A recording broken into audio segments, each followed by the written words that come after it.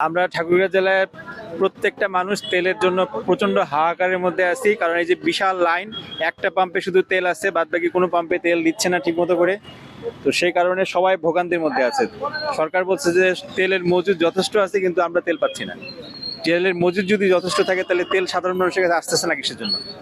আমরা তো রিজার্ভ করে রাখতেছি না, 200 টাকার তেল নিচ্ছি, 200 টাকার তেল অ্যাভেলেবেল হবে না কেন? আমার প্রশ্নটা এখানে। মাত্র 200 টাকা তেল পাবো।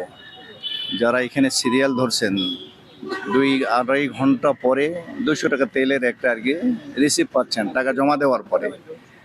এখন প্রচণ্ড মাহে রমজান এবং কাজেরও ভিড়। আমরা বিশেষ করে যারা কৃষক, তারা ক্ষেত খামারে আলু নিয়ে খুব ব্যস্ত আছে।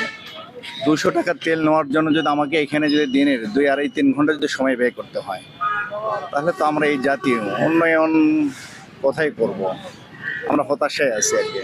কতদিন ধরে দেখা যাচ্ছে যে তেলের সংকট দেখা দিয়েছে। আসলে তেলের সংকট কতটুকু দেখা দিয়েছে সেটা আমি জানি না। তো সরকার যেভাবে বলতেছে যে তেল পর্যাপ্ত পরিমাণে আছে, তবুও পাম্পগুলো সবই ম্যাক্সিমাম পাম্প দেখা যাচ্ছে বন্ধ। কেন বন্ধ? তারা হয়তো বা বেশি লাভের আশায় পাম্পে তেল থাকা সত্ত্বেও পাবলিককে তেল দিচ্ছে না, যার কারণে ভোগান্তিতে সৃষ্টি হচ্ছে। এই যে আমরা আজকে ভোগান্তিতে পড়ছি, এরকম আমি এক পাম্পে গেছি, ওই পাম্পে তেল নাই, আরেক পাম্পে গেছি, সেখানেও তেল নাই। তো দেখা যাচ্ছে মাঝে মাঝে সেখানে কিছু নির্দিষ্ট কিছু গাড়ির জন্য বা মোটরসাইকেলের জন্য তারা তেল দিচ্ছে, তো আমরা পাচ্ছি না।